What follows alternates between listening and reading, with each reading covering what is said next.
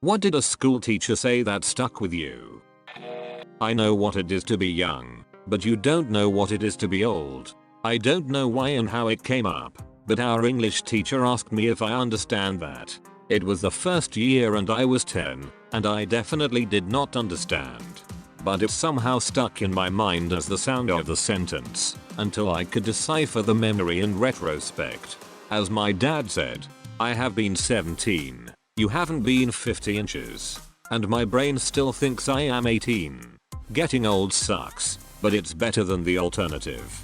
Never complain about getting old, it is a privilege denied to many. Mark Twain.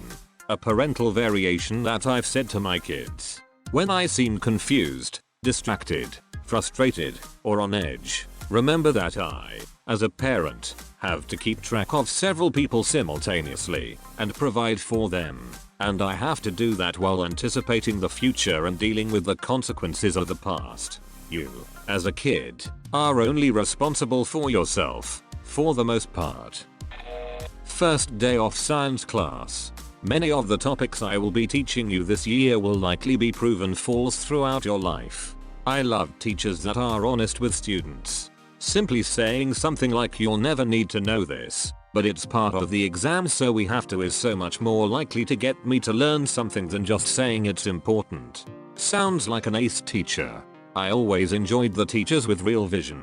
Openly acknowledging a changing world really sets up your students up for better success by showing flexibility.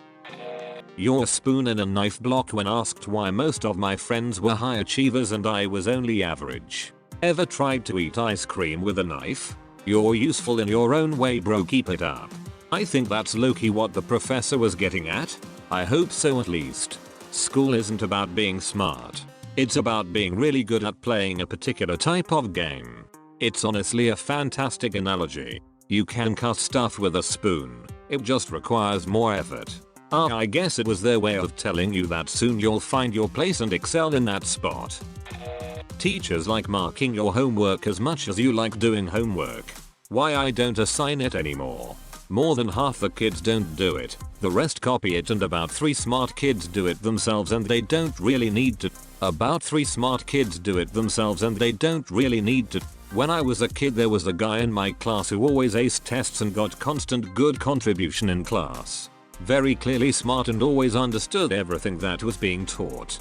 His grades at the end of the year were always very average though, because he couldn't be fricked to do homework and that ruined his report card. Not because he didn't understand, but because it was literally a pointless waste of time. I remember my senior year of high school literally breaking down in tears, because I was so burnt out from doing all my classes and hours of homework every day, and then of course I would have homework to do over the weekend as well. And I pretty much understood everything.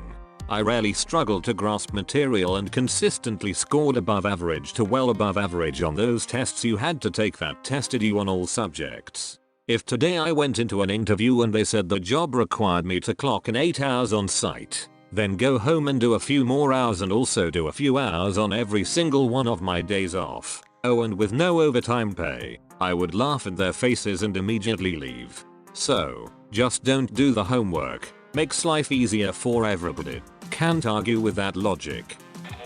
I'm Facebook friends with several of my old teachers. I once wrote about how I had the recurring nightmare of being in my chemistry teacher's class and having to take an exam, but not having studied for it.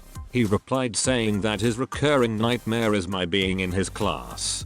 He should have just sent you a study guide for one of his exams. Maximum sass. I think he retired about 20 years ago. My geometry teacher was super chill. He taught us to play poker and blackjack. On the last day of school he said, "Remember, if you ever need anything or have any questions while you're at this school, there are about 50 other teachers you should go to before you come to me." My geometry teacher was too busy getting poked by my history teacher to care about us. I went from honors to support. My geometry teacher was getting busy with our English teacher, lol. What is it with geometry teachers? LOL. They can work all the right angles. Better than our metal shop teacher. He just screws, nuts, and bolts. He said with rage, "You used to be one of the good ones. A teacher said this to me, but instead he said with a tinge of sadness, I would reconsider the direction change I've made. But who am I? I just got called out for not being in, because no one ever noticed me. After being caught smoking pot in high school, 1986, my science teacher, hi Mr. Fishbine, said to me, there is a time and place for everything. This is not the time, nor the place. He did not report me to administration. He was a great teacher. Professor Oak said the same thing when I tried to fish in the Pokemon Center, or ride a bike inside. His name means fish leg. Final edit. You all are stupid. Listen to the native German speakers. I had a maths teacher who was an older woman, really strict and nobody particularly liked her. We mocked her way of speaking and were generally mean teenage assholes. Once, when I was around 15, I hadn't finished my homework so I dropped my book in a puddle and showed it to her in class to say I'd lost the homework so couldn't hand it in. She questioned me a bit on how it had happened, then asked me to stay after class. The whole lesson I was eating myself, expecting to be absolutely bollocked once everyone else had gone. So when the bell rang I sheepishly went up and sat at her desk after everyone had left. To my surprise, she didn't shout at me, but gently asked if I was being bullied and somebody had taken my workbook and ruined it on purpose. I was a little skinny kid with glasses and braces, so I can see why she would have thought that, but in that moment I suddenly saw her as a human being with feelings and empathy and not just a teacher. I felt like it for the way I had treated her, and for lying about what had happened. I never admitted it to her, just reassured her that I was fine. But it did stick with me and I was much less of a dong to teachers after that. This reminds me of a similar thing that happened to me at around the same age that I still cringe about sometimes. I was several weeks into a course in high school I still hadn't bought the textbook. When the teacher found out I didn't have the book, she took me aside and asked why. Being a dumb teenager, without thinking I gave her some lame excuse about the book being too expensive. My family was solidly middle class. And, although not rich, my parents definitely would have bought the book for me. The real reason was just that I was lazy. But my teacher looked sincerely concerned and quietly handed me a $20 bill. I was caught off guard and mortified. Of course, I did buy the book right away after that. And then later that year returned a $20 to the teacher. I always struck by the generosity of a teacher who would do that for her students. But I felt awful about how what I thought was an innocent lie turned out. Definitely a valuable lesson in honesty. LOL. There are only two kinds of people who can really stick it out as a teacher. Ones who care about children, and ones who need to be the most powerful person in the room to feel alive. To varying degrees of course. But I feel there is little in between. I've found that any field that requires you to be a leader is like that. Some people are natural leaders, so they blow through it without thinking about it, but that's pretty rare. Some really care about the work, and some can fuel themselves with their own egos, which can be a valuable tool for ignoring the bad. I actually had a similar-ish experience with my English teacher 9th grade. I played defensive line when I played football and an offensive lineman would always slam his face mask into my forearms. My forearms understandably were bruised for like 4 months. One week when it was particularly bad, he asked me to stay after class and said something like I know it really isn't my business, but I have to ask. Your arms are really messed up. Is everything okay at home? It was really nice and meant a lot. I wonder if maybe she was bullied when she was younger and that's what made her so strict and blunt. And then so empathetic once she saw someone who might be in trouble. In my senior year we had a dinner at school. There was a very long queue for the desserts. So I went and asked a history teacher where it started, because I couldn't find it. It was pretty chaotic. The teacher proceeded to put an arm around me, walk me to the desserts table, and say Ray my boy, frick the queue. RAYMYBOY. Me boyos frick thy queues. He'd been blasted with a ray gun. But with a Tommy gun.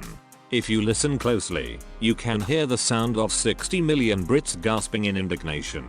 God, I want a name like Ray. Such a kick-ass name. There's no benefit to being right if you can't make people listen to the answer. Whoever threw that paper, your mom's a hoe. Read this in Mr. Feeney's voice. Scene: the Matthews' backyard. Eric is hiding in the bushes and has twigs sticking out of his hair. Mr. Feeney, while watering his hydrangeas. Mr. Matthews, you know I can see you. Eric's head pops out of the bushes. Eric. Fee-hee-hee-hee-nye. Mr. Feeney. Mr. Matthews, about that paper that hit me in the back of the head in the hallway today. I have reason to believe that you were the perpetrator. Am I correct? Eric. I don't know what you're talking about. That was Holly. Holly threw it. Mr. Feeney. Mr. Matthews, your name was written on the paper. It said to Feeney, from Eric Matthews. Audience laughs raucously. Enter Corey, Topanga, and Sean. Topanga. What's going on here? Mr. Feeney. Mr. Feeney. Oh, hello Miss Lawrence. Mr. Matthews. Mr. Hunter. I was just talking to Eric here about that piece of paper that was thrown at me in the hallways this afternoon. Sean. It wasn't me, I swear. Mr. Feeney. Calm down, Mr. Hunter. I know it was Eric. I was just about to explain something to him, but I'm glad the three of you are here to hear it too, because I believe it will be a good lesson for all of you. To Eric. Mr. Matthews, you're young. I want you to know that you will make mistakes in life. Mistakes made of ignorance or bravado. You will hopefully learn from them and become a better person, because the biggest mistake you can make in life is forgetting to learn as you grow older. That's a mistake I fear your parents have made. They have failed in raising you.